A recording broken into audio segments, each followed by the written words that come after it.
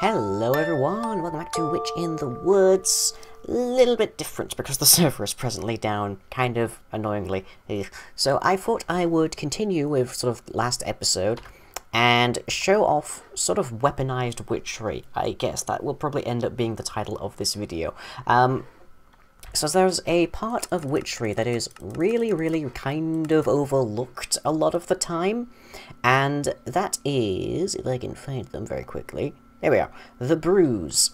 So the brews are special things that you can make in the kettle in a variety of ways, and they usually come in threes, and they're basically splash potions. They're basically very special splash potions. So if I type in brew, there we go, that should give us most of them, at least. Yep, there we go. You can get a whole arrange of them, so there's brew of vines, brew of webs, brew of thorns, ink, sprouting, erosion, raising, which brings you the undead, which are kind of helpful to have. Brew of the grotesque you don't have actually as like a weapon thing, same with the brew of the depths, but that is pretty handy if you're going diving in like a Naga dungeon. Brew of frost, brew of love, brew of frog's tongue, brew of cursed leaping, brew of bodega, infection, flowing spirit, wasting, bats, hollow tears, and then a bunch of solidifying stuff. It basically, there's this huge assortment, and nobody uses it. So I'm here in a test world, a creative little test world, so I can show off exactly what some of these things do. Now, you're probably thinking, okay, probably takes a whole bunch of like inventory space, especially along your hotbar if you want to use these. Well, no, Witchery has thought of that. So our first piece to show off is the brew bag. So a bit of golden thread and some impregnated leather, and you get a brew bag. Let me just grab one of those for you. So, if I right-click, it brings up this sort of highlight wheel, and then I can move it around to select whichever thing I'm holding to actually access the inventory. There we go, 8 slots in all for you to have different brews. And the first one that I'm going to show off is the brew of ink. So you can have multiple stacks of the same thing in here, and it will show up as different things. You want to use a particular stack for some reason, I don't know, maybe you've put something special on it. So there it is, and if I scroll over, I can select it really quick. Very similar, I suppose, in usage to the Mystic Branch, but really handy, kind of helpful, kind of access to your different spells. You just right-click, shoot your mouse in a direction, and then you can move around and then just toss it. So, to show this off, let's hop over here. The Brew of Ink, I'm not expecting to be particularly useful against these guys, mostly because of its exact effect. So let me... There we go. That got him? That got him. Okay. What do you know? He's actually blind. You too, sir. No, I said you too. Okay.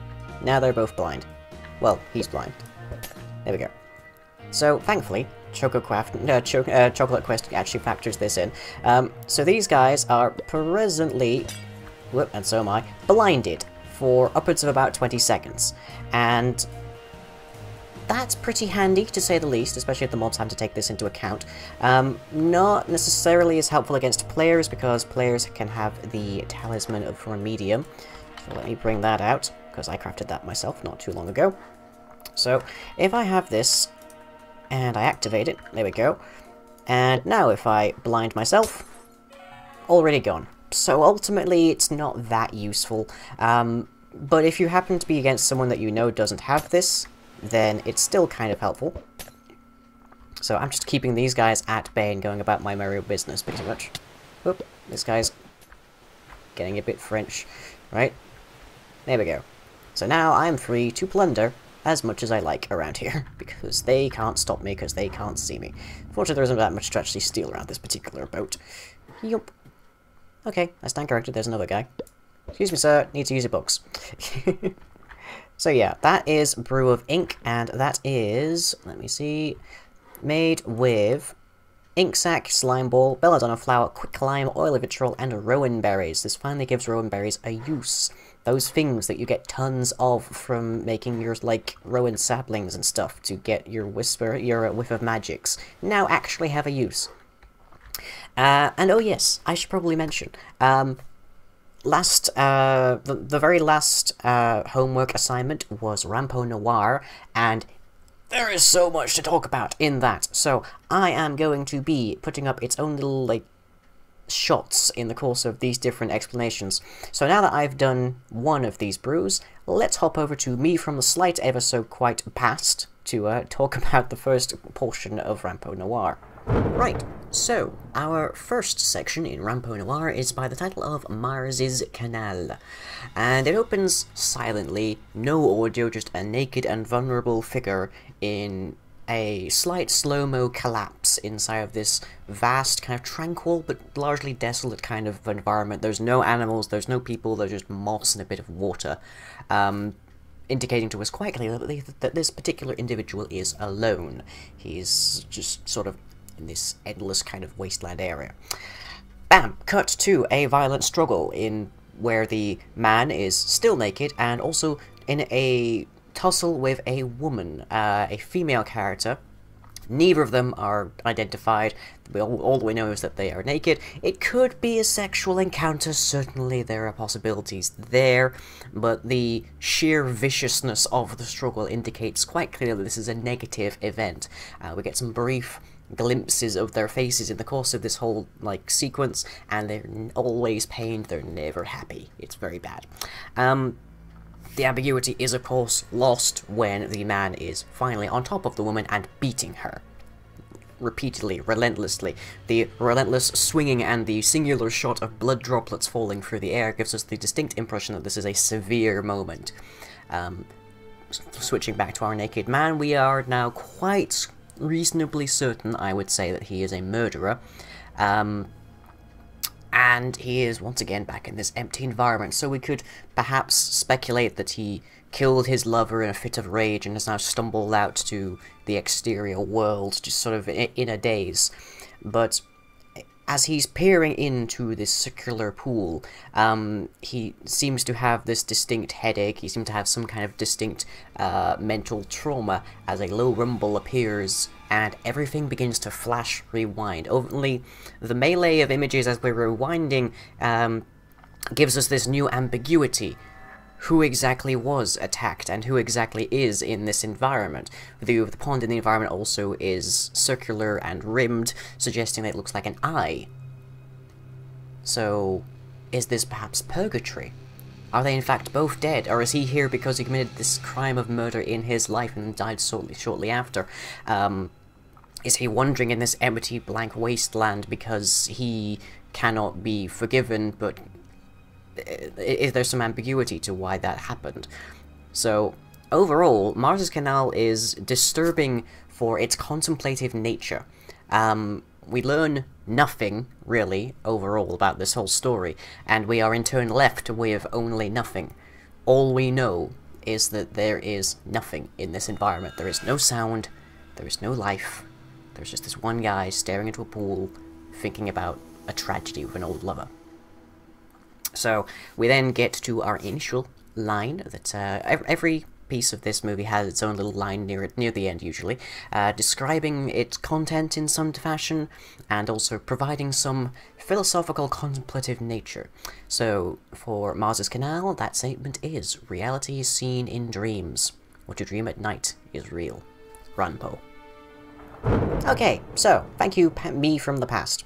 So, our next brew is called the Brew of Webs, and you make that with a dense web, which is a web surrounded by string, and then you also need a yellow flower, a mushroom, a whiff of magic, a belladonna flower, and wool of bat. And you'll get this in. This is made kind of as a means of going a little bit further on the course of blindness. So instead of making someone blind, it simply lands them in web when you hit them. It can also do this generically. Wrong thing. There we go. So if you just throw it out, it drops webs. Very handy. Not necessarily as handy if you happen to be fighting someone who can fly. So let me just blind those guys real quick so I can happily show this off. So here I am. I'm stuck in the web. And I can fly. I'm out. Yeah. Not quite as helpful. In that case, the Brew of Ink might be useful if you can land a hit in them. Bearing in mind, Witchery isn't really designed with people flying around all the time in mind, so that's kind of a pain. But you never know when this might come in handy. It gives this nice little, like, shot of sort of terrain mastery, sort of terrain, like, advantage. And after that, we next have the Brew of Thorns, and this sort of takes that to the next step. So this is made with some cactus green, odor of purity, mushroom, rose, oil of vitriol, and a mandrake root. As usual, you get 3 of these. So here he comes, and that didn't work out so well. So this isn't exactly as easy to pull off. It's a little bit more substantial on the basis that you have to have it on solid ground, because it has to spawn in some sand. So let me see if I can find a nice place to put this off. Oh well, what do you know? Kind of helpful, almost as though I planned it. So, flying over here. Okay, there's these guys. And these guys are not very nice guys. Fortunately, I'm not planning on being very nice either. So, user. Well, you sort of showed it off. You... Sir... Nope, you're not going to be helpful to me. Okay, fine. I'll just come up here and talk to your friends. There. So, as you can see, it places a bit of sand and some cactus surrounding our unfortunate enemy. And it's a little bit harder to land, as you saw, because it has to land in a sufficient place where it can actually place the sand and the cactus. But unlike the Brew of Thorns, it can actually still cause damage as well. Not as much as you might like, but damage nonetheless. And with that, let's go back to Quick Past Me so we can talk about the next section of Rampo Noir, which is Mirror Hell. Go! Our second feature in the course of Rampo Noir is called Mirror Hell. And it plays out in a similar murder mystery pattern to Suicide Club. That is to say, initial events, detectives brought in, second murder, detectives continue, that kind of thing. But of course it's much shorter due to the context of this being a partitioned kind of movie. So we open with a pan across an array of mirrors positioned on a beach on a cloudy day. It seems to be either close to sunset or sunrise, probably sunset. And this bizarre scene, of course, is quite unusual and unexplainable. We then pan through some fairly tranquil, natural kind of scenes, areas of overgrowth, small shrines and such. And then we get to something that's similarly ancient and fairly tranquil, which is a Japanese tea ceremony. Now, this is not something that I'm especially, informed about, so I can't really speak on the specifics of a tea ceremony. But what I can tell you is that it's a very traditional affair, and it is extremely exacting. Precision is kind of what you're looking for. There's a very specific sequencing and way and whatnot of doing everything in a tea ceremony. But exactly what conventions are followed and what ones are breached, I can't personally say. But following the ceremony, we learn that the women are here being rather spiteful because they're happy to, like, mention slights as they leave. And honestly, the matriarch's glance could cut steel. But then the matriarch gets like a moment to herself after the tea ceremony to just sort of tidy up and have a glance in the mirror. And we don't actually see how she dies. There's a very distinct camera trick here, which is that we see her reflection on the mirror as the mirror melts. And then the mirror drops and she falls to the ground. And then later on, her assistant, we don't exactly know what her name is or her actual position, walks into the area and finds her mistress or whatever her position is there exactly, in a state of death. So we don't actually ever see how the woman who is identified as Yamashina-san actually dies. We just get this impression of it from the melting mirror. We are then swiftly introduced to detectives Akechi and Kobayashi, who are regarded by renown by basically everybody they meet, so as to sort of hammer us on the head with this notion that they're actually very good detectives and such. And then in this unsettlingly mirrored lab room with the medical examiner, we learn the actual full extent of the cause of death, that is to say that it is on a cellular level. They're all of the woman's faces, like cells, have basically melted. So, yeah, that's pretty bad. For a brief while, we have a sequence of fairly ordinary scenes before the mirrors change again with the washing. It's worth noting, the examiner scene also solidifies exactly how painful and seemingly supernatural in severity these murders are. But then we get to this very fascinating little piece with Toru, where we see him performing a trade that is unfamiliar to most, certainly to me. I did not know that this whole thing was done in remotely the way that we see it, and it's fairly accurate as far as I can tell, and that is mirror crafting. So before we were able to make reflective glass mirrors, we started using basically just extremely well-polished metal, which is really interesting to see. I recommend looking that up. We also, however, learn that Toru has a similarly unusual romantic life, of which alcoholic Azusa, who might be his sister, I'm not honestly entirely certain. Either way, their relationship is not healthy. Is very aware. We can see early on Azusa shaking. Shaking is a very common symptom of alcohol poisoning, and various other things things to do with that, so we get the hint very early on that she is probably an alcoholic. By that evening, amid some hubbub, our second victim, Harumi-san, arrives with Akechi and Kobayashi quickly on the scene thereafter. This shows that despite their lack of progress, and despite our meaningful evidence that they are good detectives so far, they are at least hot on the trail. And they do catch up to Toru quite quickly in that. Toru has issues. Like, geez, so many issues, especially with Azusa-san. But whilst he's talking with Akechi, he gets the idea for this this mirrored internal sphere. And Akechi also has this very sly statement. He mentions where he found a particular quotation that Toru cites, and it just happens to be the previous crime scene. So Akechi basically subtly reveals that he knows where Toru has been. Toru's much darker nature, of course, is showcased in his tryst with Azusa, and he is routinely shown surrounded by lots of mirrors. This is not exactly an accidental thing. He is obsessed, as we learn, with mirrors. Honestly, I kind of stopped paying much attention when they revealed the science behind the murders. Oh, it's a sound wave, which is being altered through the covering of the mirrors to create microwaves, which, by the way, are taller than a human being. And then a mirror is serving as serving like a microwave oven. Ugh. If you're gonna have science as like your means of murder, make it at least sound science. Jeez. But also there are other flaws with Mirror Hell. The first and most obvious being that it is a lot longer than Mars's Canal, and it immediately follows it. So it makes Mirror Hell seem to drag on even more. And overall, Mirror Hell is kind of sloppy and straightforward. It's extremely predictable, even without having known about Akechi and whatnot beforehand. And it's just it didn't need to be this long. It didn't need to be this like contemplative. It was just kind of bad, honestly.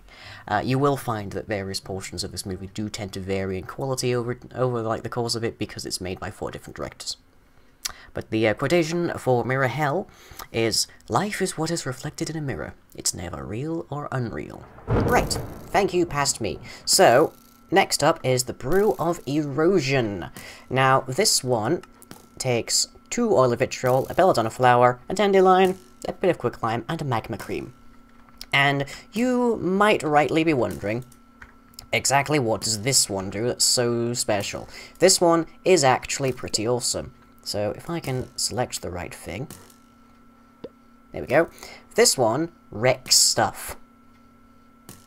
So there we have it, and that guy is now missing part of his wall. Pity though, that was his favourite wall. Oh well, can't have everything, sir. So if I keep chucking this, he's just going to keep going, and that can go through reinforced concrete. Like, there is almost nothing that this stuff doesn't wreck. But, moreover, if it hits a target that happens to be wearing armor, it can actually cause a whole ton of damage. So let me just get over to this guy, because he's melee, so he'll actually be a bit more accommodating with me trying to hit him. So it does a fair bit of damage there, and geez, you guys are relentless, aren't you? So it's doing a fair bit, it's doing like a moderate kind of a bit of damage to him. It's not exactly the most magnificent.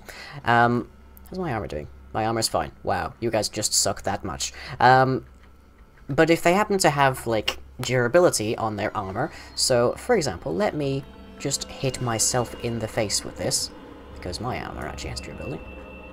Yep. There we go. Hasn't done much, probably because of my armor breaking. Right, hang on. Let me grab something that can actually take meaningful damage. It mostly works with metal armor, is my understanding. So, let's grab some iron pantalones, and then we can hopefully see this off. So, doop doop doop. Doop doop. Doop doop doop doop. There we go. Okay. So, Brew of Erosion, in the face. There we go. So that has already taken my iron armor chiefly down to half durability. That's pretty amazing, ain't it?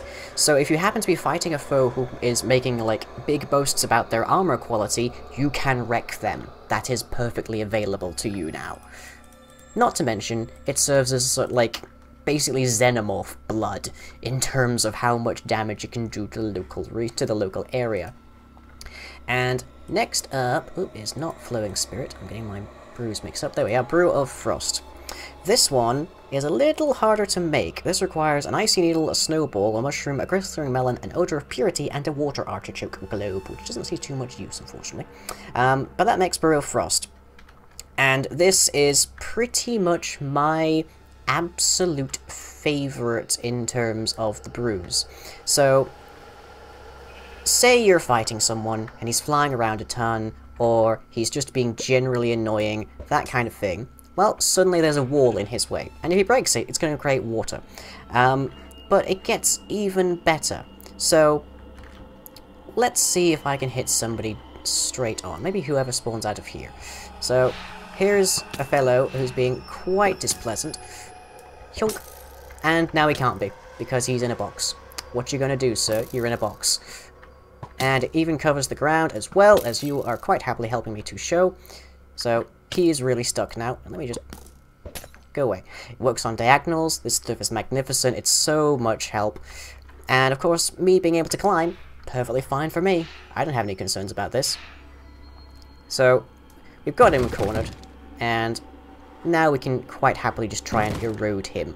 So, hump. Hi there, how are you? Just gonna get rid of whatever you were standing on. Unfortunately, these guys don't recognize terms of breaking armor very much. But there we go, his hat's gone, and there's all of his armor. And now I can just proceed to wreck him. So this is sort of like, Brew of Erosion is your generic get in and murder stuff kind of brew. And blindness keeps most of them busy. And then if you happen to find an enemy who thankfully doesn't teleport, you can use your Brew of Frost to really mess them up. So just sort of bottle them. So this is a magnificent crowd control kind of thing. The space in there is sufficient for about 4 people to be in there quite comfortably. It does function on someone who happens to be flying, although it may not necessarily create a full enclosure. That's worth noting. So with that, I'm going to get ready the last brew that I have on stock here. And so here is past me again to talk about Caterpillar, which is a short one, so I'll be back soon.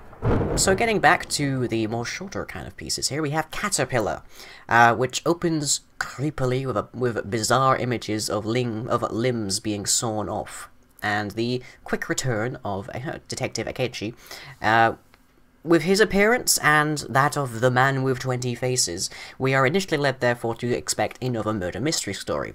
Although this being by a different director, we can expect it to be turning out differently to mirror hell. We cut then to Sunaga, a horribly injured war veteran. Exactly what war this was, it's never stated. Who is quickly shown to need 24-hour care. He can barely move, he's drooling, he can't communicate normally, that kind of thing. He was, I would hazard a guess, probably a prisoner of war, that kind of thing. But his carer, who is not as yet identified, seems very depressive. She describes him as having been a very honoured person before he went to war, and then he came back and he was a caterpillar, essentially. Limbless, voiceless, that kind of thing. Meanwhile, Tsunaga himself can't actually talk, because evidently there's been some severe damage to his voice box. But he is seen to be fully conscious if in communicating. We get flashes of what exactly is going through his head. He basically writes it on the screen as he's trying desperately to talk about it. The relationship, of course, very quickly turns abusive and harmful, with Tsunaga expressing a clear protest. His carer sort of puts the blinders on him so that he can't see, and the next thing he feels is that there is something cutting at him. I'm not exactly certain if his nipple is cut in two or cut straight off, but either way, his description of it in his mind is that he is being skinned. He clearly does not consent to this. And then his carer kind of wanders off, and we meet another character who is, again, not as yet identified, but we do quickly get identified as for Tsunaga's wife. And a mirror makes an appearance, linking this Akechi story with Mirror Hell. So not only do we have the Akechi is back, we also have the mirror, and we have this deep conversation about what mirrors mean and what they do and that kind of thing. We don't get reference to mirrors being gods, again, which would have been kind of nice, but oh well. And Tsunaga's wife is rightfully confronted with and accused of the mistreatment of Tsunaga, but of course she thinly disguises herself, and it's pretty clear that the person she's talking to knows full well what is going on behind that door. The wife, however, it's noted, is very easily slighted. She comes back with food, Tsunaga asks her a few questions, thereby showing us that it's very clear that he can't leave of his own accord, and then he has the slightest, jerk of his head to stop her from stuffing more food down his throat, basically, and then she starts whipping him. I would call that an overreaction, and I'm sure most of you would as well. Point of note, Tsunaga is actually played here by Nao Omori, a veteran Japanese actor with some big credits to his name, Ichi the Killer being very top among them. So we can kind of get this idea that here we have a very famous and powerful actor being brought down to this kind of low level. He's just sort of, he has to roll around, his facial expression is honestly very on point here, but he has very minimal capacity to act, and that's the whole point here. Tsunaga is a crippled war veteran. He was held in high esteem, and it kind of works even better to have such a big-name actor kind of playing this role. The world outside of Tsunaga's room is always shown minimally at best. But it looks like a building site. It looks partially constructed and perhaps abandoned. It looks very desolated, much like the characters' lives. If they had any hope of the future, it's kind of gone now. Tsunaga's wife, I kind of have to address this, not a particularly present conversation, but Tsunaga's wife is extremely abusive and controlling. Their relationship, as I'm sure many will guess, is not the slightest bit healthy anymore. She's tremendously abusive. She controls who he sees, what he sees, if he sees, and if he can ever talk. She gives him the pencil to write with his mouth. And as we learn, she also keeps his broken wings, so to speak, buried in the ground beneath him. So he is constantly atop of what would have been his escape, his freedom. She also taunts him with the prospect of liberating him someday, making him some new wings or whatnot, which might be simply to keep him pliant, which, honestly, it seems to kind of work. A rare intimate moment then quickly follows, but it ends as she recalls the loss of his limbs and such, and she is plainly disturbed and disgusted by his current appearance. Well, of course, when finally presented with a mirror, Tsunaga is disgusted all the same, and finally gouges out his own final remaining eye so he can't see it again. Not quite the way I might have gone, but it's a understandable turn. And then the wife has this conversation with this Torai guy. This guy we don't really know much at all, and seemingly repentant as a consequence of that, husband and wife join in misery as an earthquake arrives to seemingly bury this tragic tale. So that is to say that both of them become caterpillars. not quite sure how I feel about that ending, honestly, kind of mixed. But it's not quite the ending, despite what it might seem. The whole event has gone entirely without Akechi, thwarting our initial expectations that this was going to be some kind of murder mystery, the man with 20 faces, that kind of thing. And he just sort of stoically defies intervention. He knows, oh hey, that's the island where everything's happening, and now we'll just leave it until he's done. So he stoically refuses to intervene in this case of the man with 20 faces until it reaches its end point. Akechi, I don't know how he got to be a detective, because this guy's awful. But overall, Caterpillar fits rather well, I would say, with Mirror Hell. But it's presented in a vastly different style.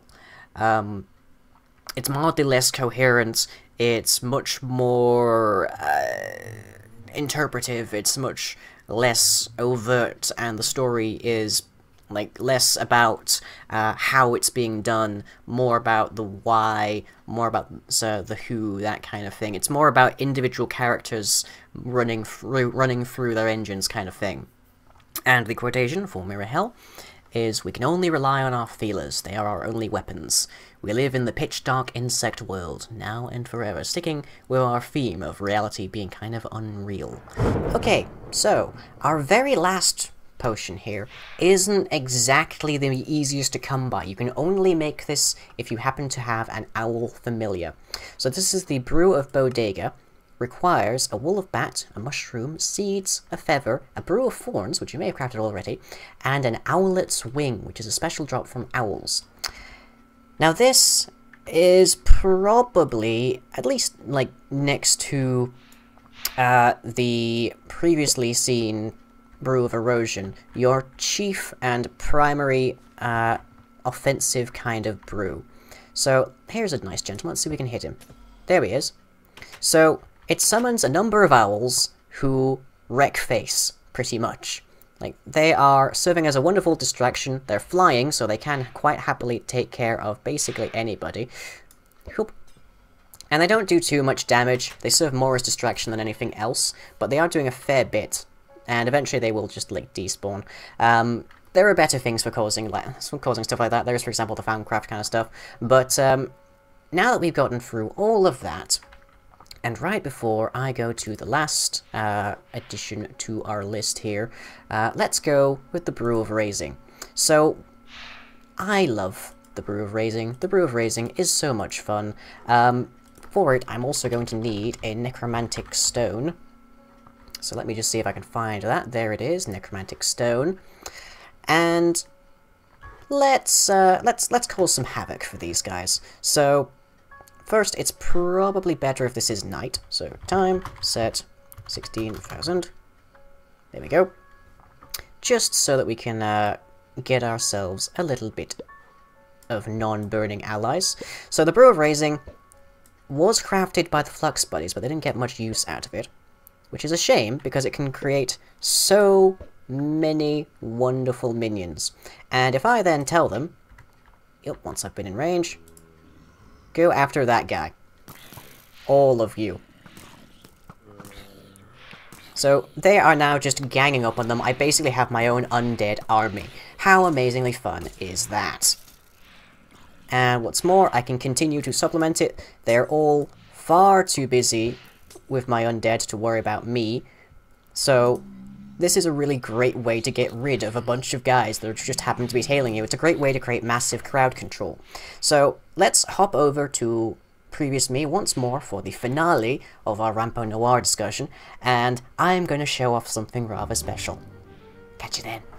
And our last piece. For Rampo Noir is Crawling Bugs.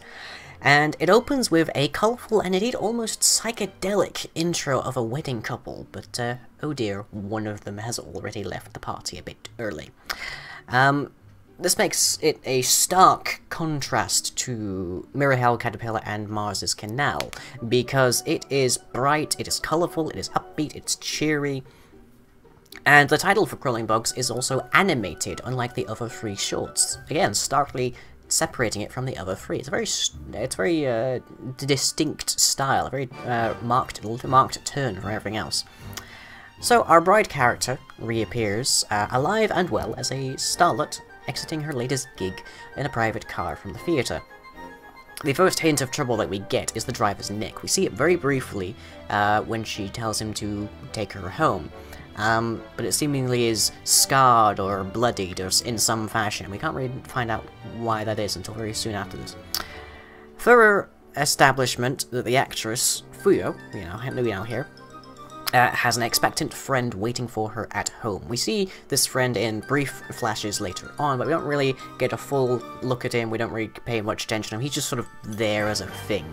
The camera style also goes back almost 50 years, honestly. It's a very old kind of look. The interior shots of the car have projected exterior shots outside rather than actual car footage, which is understandable. It might be due to budgetary concerns, but it gives this very worn, sort of time-honored look to it.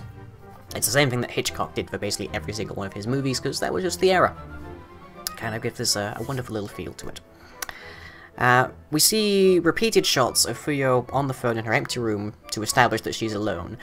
She further cements this with her conversation on the phone saying, "Nobody knows where this is, no one could have followed us," that kind of thing.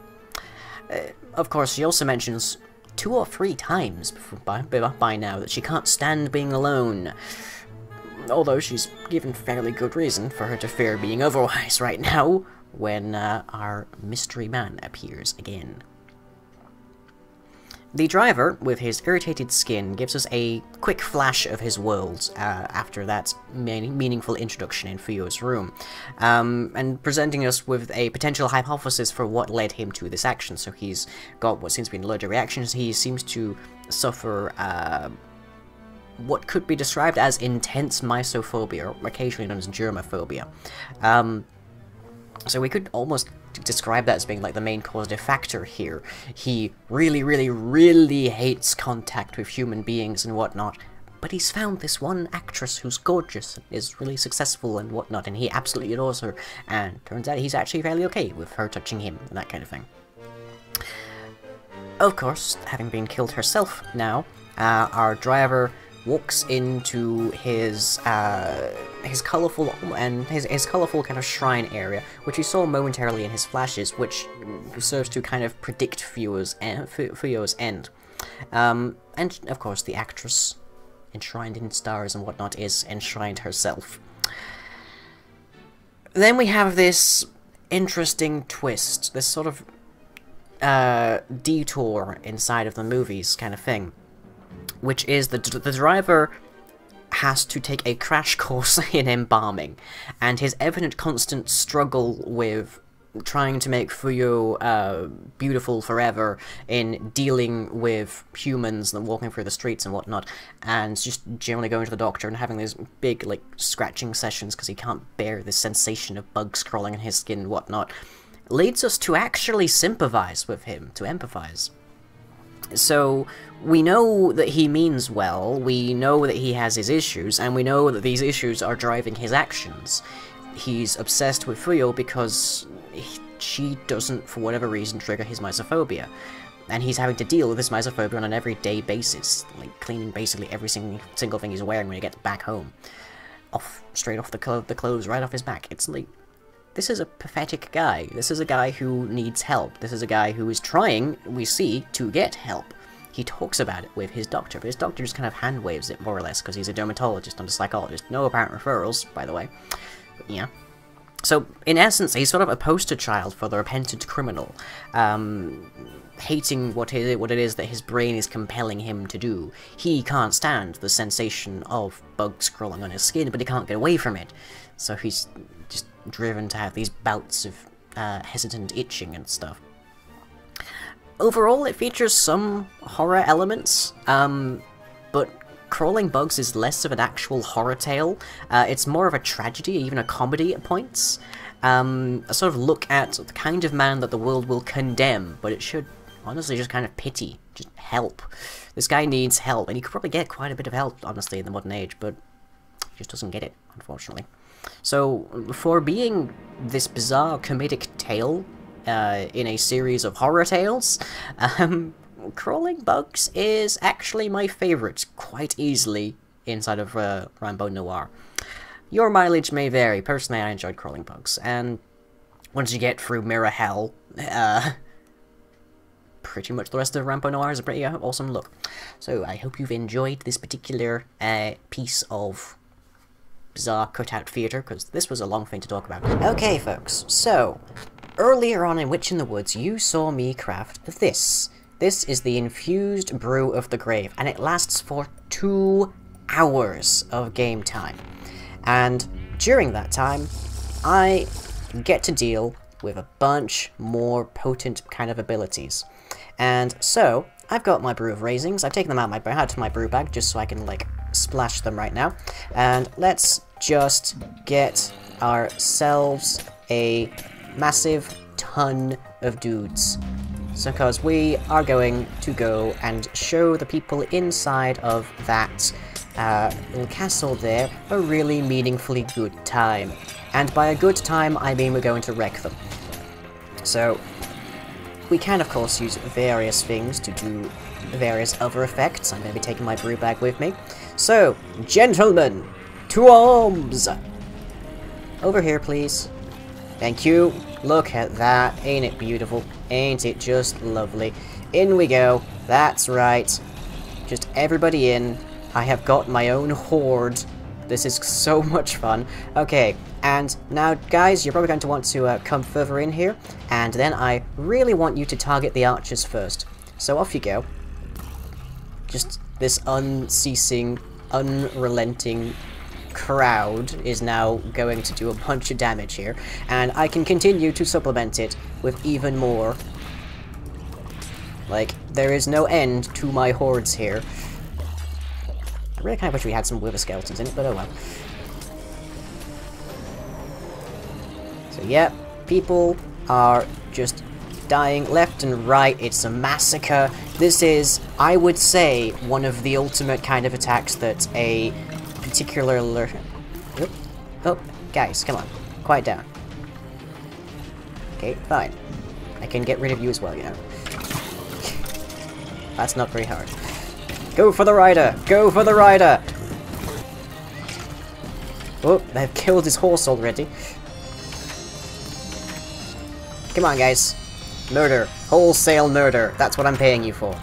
And they're doing so well that they're actually, like, sending these guys into retreat now. They have to go back and heal. Oh. Speaking of, looks like there's a healer. Let's see if we can target him. So many people. So much death. Oh, that guy just got wrecked. Okay. Go for the healer. Go for the healer. Ah, okay. Yeah. This has been utter devastation. There is rotten flesh and bones everywhere. But my guys can keep on coming here. Like, there is just so much doom and gloom that they can bring. But our next... our next movie that we got in our homework, just leave those guys to it for a bit, is going to be a fun one. So our next movie is Dead Alive. This is a 1992 movie, one of the earliest to be made by Peter Jackson, now more renowned for being a big part of the Lord of the Rings trilogy, and content warnings for this are going to be gore of many kinds and lots of it, because wow, Dead Alive so much. Anyways, with that, I hope you've enjoyed. I'm being attacked by snowmen, and I shall catch you all next time.